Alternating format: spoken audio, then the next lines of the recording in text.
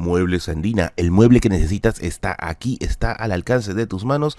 Cotiza tu diseño a los contactos que aparecen aquí en la publicidad y no olvides decirle que vienes de mi parte, ya que hacen un trabajo maravilloso, te lo garantizo. Siempre se nos dice que el Perú ha perdido todas las guerras en las cuales se ha embarcado. Y eso no es totalmente cierto. De hecho, el día de hoy vamos a revisar algunas de las guerras que el Perú ha ganado, o por alguna forma de decirlo, ha superado con creces la expectativa pesimista que a veces tenemos nosotros a partir de los memes, de la palabrería o la charlatanería, o simplemente desde el prejuicio. Así que sin más ni más, yo soy Merlín, atrás de esas cámaras están mis gatos Toshi y Félix, y siempre mi gato Bélico Bigotes, y esa es la biblioteca de Merlín, explicándote algunas guerras que el Perú ha ganado.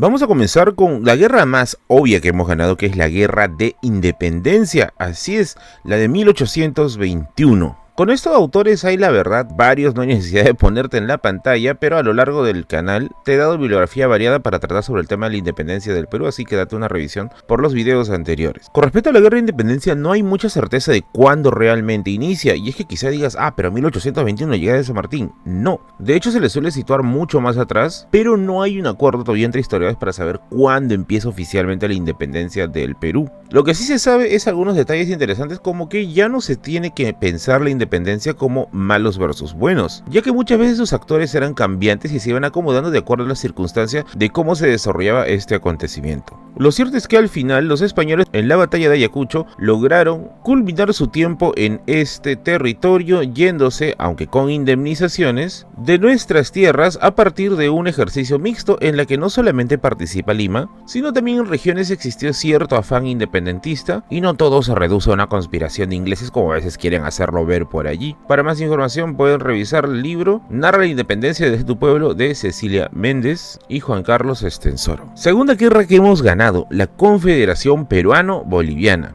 Esto va de 1836 hasta 1839. ¿Qué fue esto, Berlín? Pues para hacerte un poquito de contexto, Perú y Bolivia, después de la independencia, de nuestra independencia obviamente, terminaron separándose por órdenes de Bolívar. Esta separación hizo de que tanto Perú como Bolivia sean dos países autónomos que se iban a enfrentar a los retos de construirse como una nación y organizarse como un estado. El tema es que había tanto, pero tanto desorden en esta región, que dijeron que quizá mejor habrá que unirse para hacerle frente a otras amenazas, como por ejemplo el expansionismo de países vecinos o de plano el mismo imperialismo que ya se venía desde Norteamérica. Y es que los unía no solamente la geografía sino también la cultura. Somos dos países muy similares con un pasado en común, que es el caso de Tiahuanaco. Para estas épocas el Perú estaba gobernado por militares. Estamos en la época del primer militarismo, con un gran nivel de caudillismo presente, lo cual hacía que acá estemos en una suerte de caos. Y es que existía un enfrentamiento entre José Luis Orbegoso, nuestro presidente oficial, y Felipe Santiago Salaverry, un militar que se había revelado desde aquí,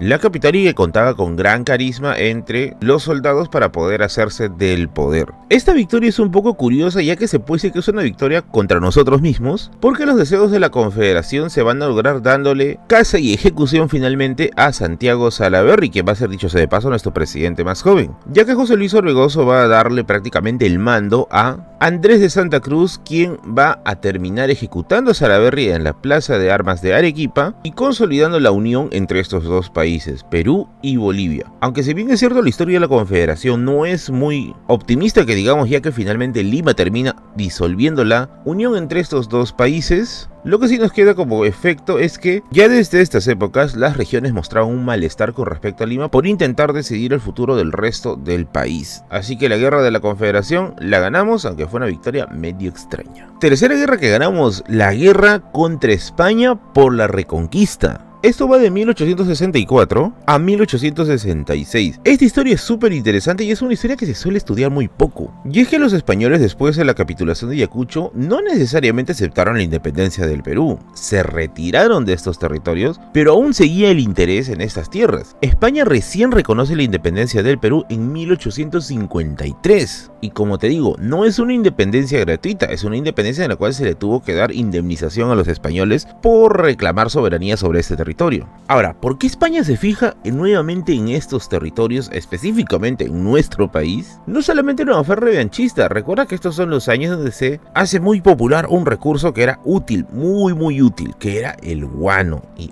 casualidad, nosotros teníamos guano. Lo cierto es que viene una visita científica española al Perú para navegar sobre nuestros mares, visitando los puertos principales de este continente, entre los cuales está obviamente el Callao. Lo cierto es que cuando están navegando por la parte norte se enteran de que hay una suerte de levantamiento de obreros vascos que se está manifestando en contra de la explotación, que acaba con la eliminación de un ciudadano vasco, o sea, un ciudadano español. Esto va a generar todo un desorden y un malestar dentro de la comunidad española, quienes van a sentir que era necesario tomar venganza por esta persona. ¿Y qué se decide hacer? Pues se decide ocupar las islas de Chincha como protesta por esta baja. ¡Qué casualidad! Justo donde hay guano. Sea como fuere la cosa, lo cierto es que el gobierno peruano no tuvo los pantalones suficientes para poder decirle: oye, qué casualidad que justo ahorita te fijes en esto. Y en lugar de comenzar a discutir una posibilidad de retiro de este lugar, lo que hace el presidente de ese año, que es José Antonio Pezet, decide firmar uno de los tratados más infames de nuestra historia del Perú, que es el Tratado Vivanco-Pareja. Este tratado fue humillante al extremo porque prácticamente se le dio carta libre a los españoles para volver a ocupar estos territorios, o al menos para ya iniciar una ocupación mayor. Esto va a ser tan jodido que el presidente, que después va a ser acusado de llevarse el dinero de la recaudación en la guerra con Chile, va a tener que levantarse contra esta injusticia, y estamos hablando del presidente Ignacio Prado, quien se va a levantar contra este tratado. Obviamente tenía que ser en Arequipa, y va a iniciar todo un proceso de resistencia contra los españoles, porque los españoles estaban back de nuevo.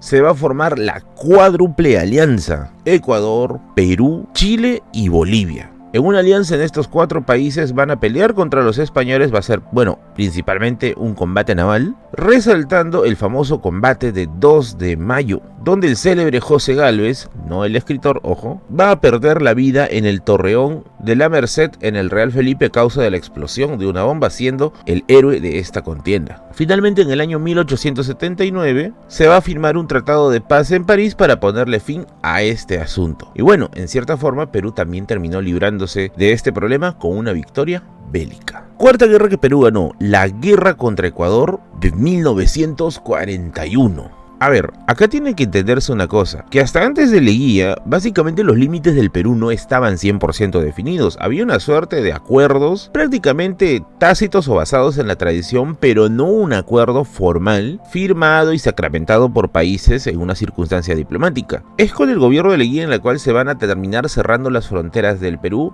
pero ojo, eso no significa que los problemas hayan acabado. Y obviamente con Ecuador ya teníamos nuestros roces, y estos roces van a venir a estallar en 1941.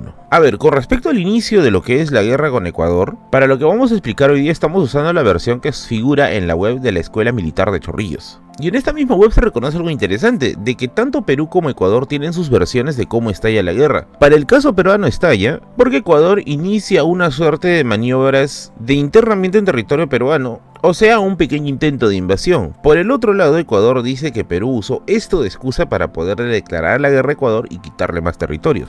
Lo cierto es que sucede el gobierno de Manuel Prado, y a raíz de esta situación el enfrentamiento comienza. Se van a enfrentar en el célebre río Zarumilla, y la guerra fue de una forma interesante, ya que en un inicio al parecer los ecuatorianos tenían una suerte de avance mucho más prometedor, hasta que con el sacrificio de José Abelardo Quiñones, quien termina estrellándose en una zona de recursos para el enemigo, la cosa termina volteándose más a favor del Perú, ya que le da un poquito más tiempo de reacción y finalmente se llega a voltear la guerra a favor de nuestro país. Llegaron a tomar lugares como El Oro y Loja, siendo zonas fácilmente tomadas por el Perú, y la cosa estaba escalando tan pero tan fuertemente que incluso Perú, o bueno, este es algo que se rumorea como una suerte de eco local de las historias que se cuentan, se dice que el Perú tuvo incluso la intención de tomar Guayaquil. Obviamente esto se estaba escapando de las manos, y antes de que se convierta en una guerra total, en enero de 1942 se firma el documento conocido como el Protocolo del Río de Janeiro, que pone fin a este problema territorial, aunque hubo un problema que no se terminó estipulando allí, ya que se le dio fin a la guerra con un resultado favorable para Perú, pero con un pequeñísimo detalle, de que habían 78 kilómetros cuadrados de territorio que no estaban definidos en los límites, cosa que más adelante va a traer confusión y finalmente una nueva guerra. Y así pasamos al quinto conflicto que Perú ganó, aunque este quinto conflicto algunos dicen que es una victoria también medio extraña, pero ya me dirás tú si se puede considerar como una victoria.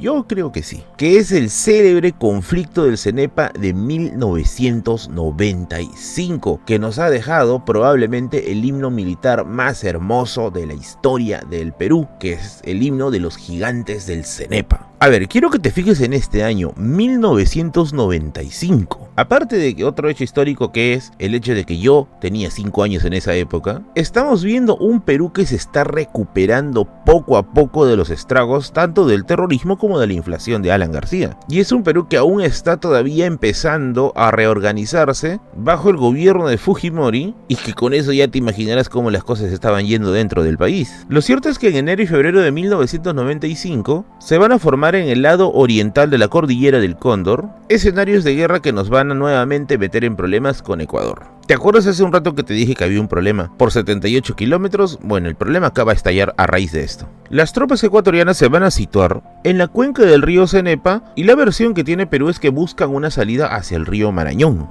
Ah, no te dije la fuente. Esta parte de la historia viene gracias a la web de la Escuela Superior Conjunta de las Fuerzas Armadas. En esta posición por buscar salida al río Marañón, ya el Perú tenía ya un poco más de experiencia para pelear, y las tres fuerzas armadas, que son el ejército, la marina y la fuerza aérea, van a entrar en acción. Sin embargo, aquí también van a haber problemas, ya que al parecer hubo poca coordinación entre estas tres instituciones, y esto va a ralentizar un poco más los escenarios que vamos a ver posteriormente. A pesar de esto, el Perú va a lograr avanzar en dirección a la recuperación del territorio. Se llega a recuperar algunos lugares, como por ejemplo la Cueva de los Tallos, que es un lugar muy misterioso, y en algún momento quizá hagamos un video sobre los misterios de la Cueva de los Tallos, la base sur y la célebre Tiwinza. Aunque con Tiwinza sí lo tomaron por poco tiempo, pero Tiwinza también es todo un lore gigantesco del Perú en medio de esta guerra. No nos toca aquí todavía desarrollarlos, así que más adelante podríamos desarrollar esta guerra de forma más detenida. ¿Qué es lo que va a hacer esta guerra una guerra especialmente cruenta? Pues la abundancia de las minas y los sistemas antiaéreos, que van a ocasionar numerosas bajas en el ejército peruano y bueno, también en el ejército ecuatoriano. Un detalle curioso es que aquí se firmó una paz, la paz de Itamaraty, que no fue suficiente para detener el conflicto. Pues a pesar de haberse firmado una paz entre comillas, la guerra continuó hasta tal punto en que Perú tuvo que rayarse y avanzar con todo, con una ofensiva especialmente pesada sobre los territorios ocupados por Ecuador. En un acto interesante, Perú logra recuperar Tiwinza, y a raíz de este evento se dice que los ecuatorianos dejaron prácticamente todo su armamento ahí a disposición del ejército peruano en su intento de huir. Esto hizo de que la guerra escale casi a un punto global, o mejor dicho, a un punto total en la que nuevamente sonaba la idea de tomar las ciudades más importantes de Ecuador y hacer que este conflicto ya estalle de una manera gigante. Pero amigos, no se pudo hacer, ya que la diplomacia pudo más y las garantías internacionales también, por lo que se terminó firmando el Acta de Brasilia. En el Acta de Brasilia ya se estipuló estos 78 kilómetros que habían quedado en el aire en la batalla anterior. El Perú va a poseer nuevamente el Cenepa, pero hay un detalle: que 1 kilómetro cuadrado en la zona de Tiwinza va a ser cedido al Ecuador, ya que allí habían enterrado 14 soldados ecuatorianos, siendo esta una guerra que se recuerda mucho. Algunos lo recuerdan como una victoria, otros lo recuerdan como una suerte de empate extraño, pero lo cierto es que el sentimiento patriótico a raíz del conflicto de 1995 quedó fuertemente grabado, sobre todo por el célebre himno de los gigantes del Cenepa. Así que cuéntame tú, ¿qué guerra quizá faltó mencionar acá? ¿Qué evento quizá tú consideras que no debió ser considerado una victoria de Perú? Y si es que en un futuro quizá Perú podría ganar una guerra, ¿de qué manera podría ser? Házmelo saber en la caja de comentarios.